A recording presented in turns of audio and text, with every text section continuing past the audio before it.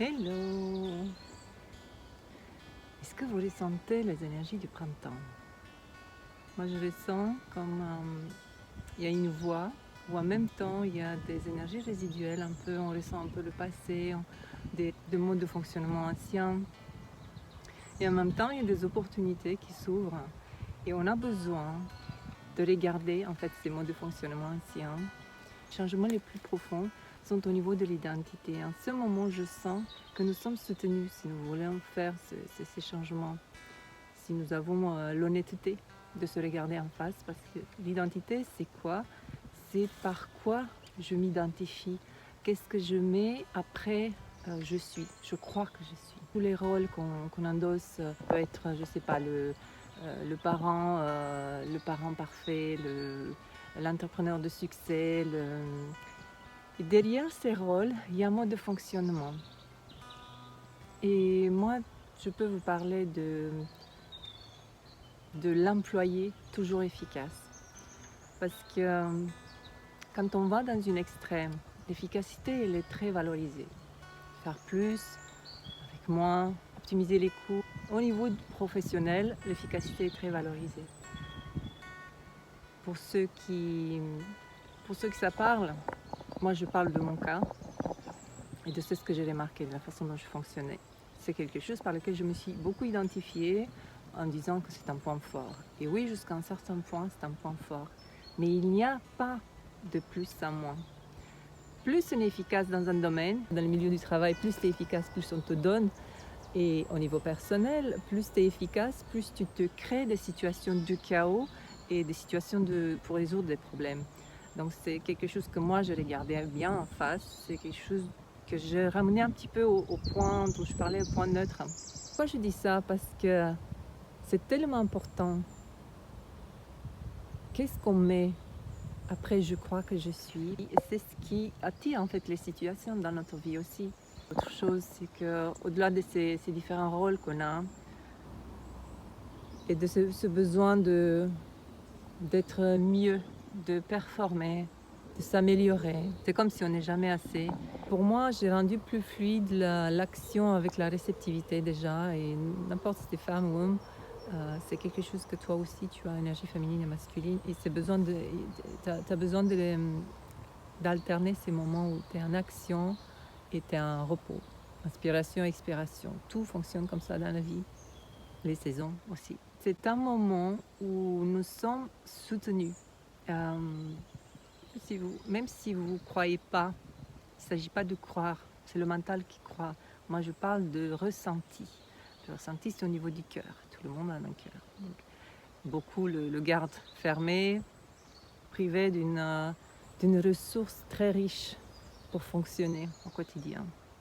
Les ressentis, on dit que ça, c'est plutôt l'énergie féminine, et l'action, c'est plutôt l'énergie masculine, pardon. En dessous de tous ces rôles avec lesquels on s'identifie, chacun ses rôles,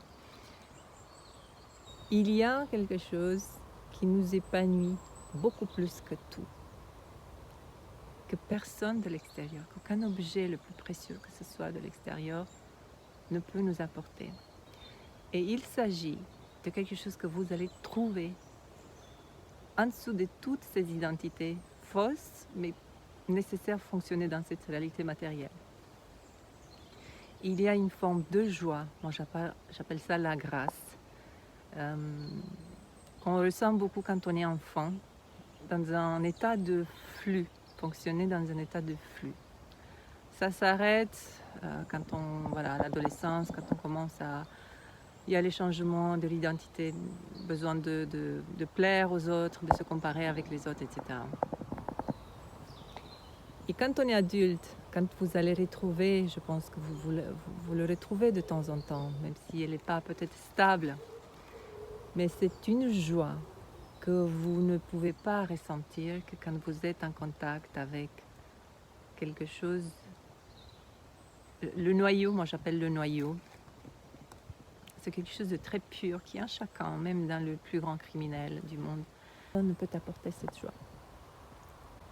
C'est vraiment rencontrer ton essence. moi, je me connecte à un certain moment de mon enfance, quand j'ai ressenti ça. Et quand plus cette connexion est forte, moins il y a des choses de l'extérieur qui peuvent vous toucher.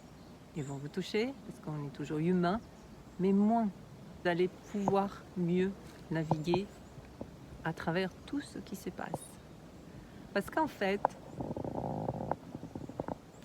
je pense que dans la plupart du temps, nous sommes tellement distraits par les autres et nous sommes tellement influencés dans notre chemin par les avis des autres ou ceux que nous considérons comme des autorités que nous perdons de vue ce contact.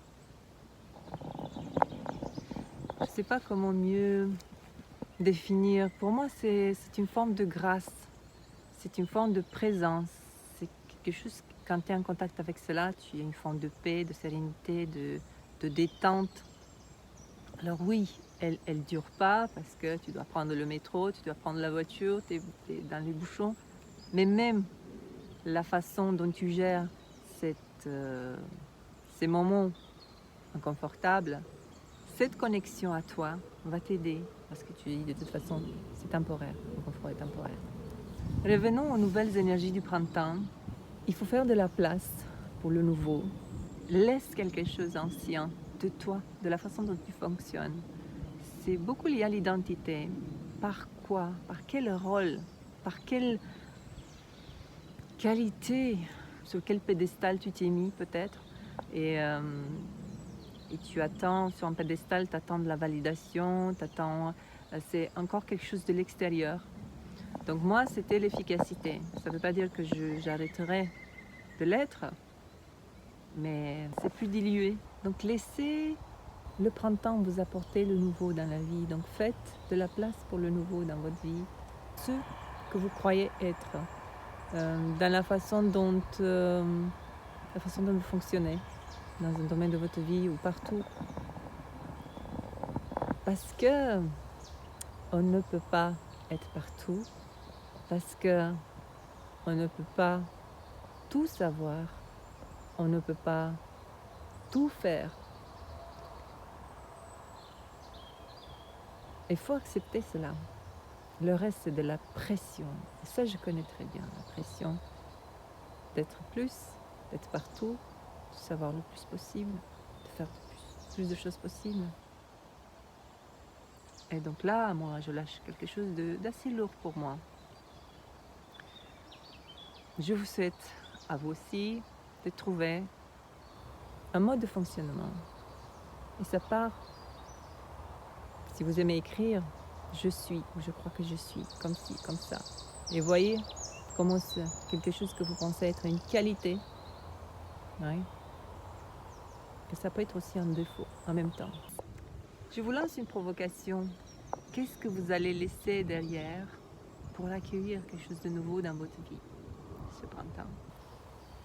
À bientôt!